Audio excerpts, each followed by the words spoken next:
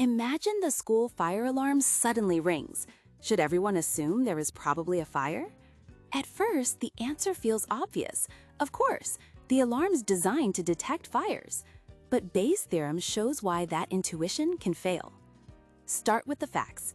A real fire happens only 1 day out of 100, so fires are rare. Now suppose the alarm is very sensitive.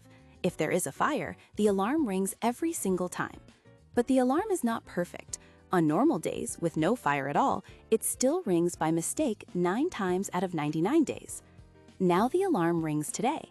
What should we believe? The easiest way to think about this is with actual counts instead of formulas. Imagine 100 days at school. On 1 day, there is a real fire, and the alarm rings correctly. On the other 99 days, there is no fire. But on 9 of those days, the alarm still rings by mistake. So across all 100 days, the alarm rings 10 times total. 1 ring comes from a real fire. 9 rings come from faults. So when you hear the alarm, only 1 out of 10 alarm rings is actually caused by a fire. That means the probability of a real fire, given that the alarm rings, is 10%. This surprises people because they mix up 2 different ideas. The probability that the alarm rings if there is a fire is 100%. But the probability that there is a fire if the alarm rings is only 10%. Those sound similar, but they are completely different probabilities.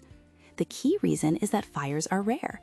Even a small false alarm rate creates many false alarms because there are so many normal days. Bayes' theorem is the mathematical rule for updating beliefs when new evidence appears.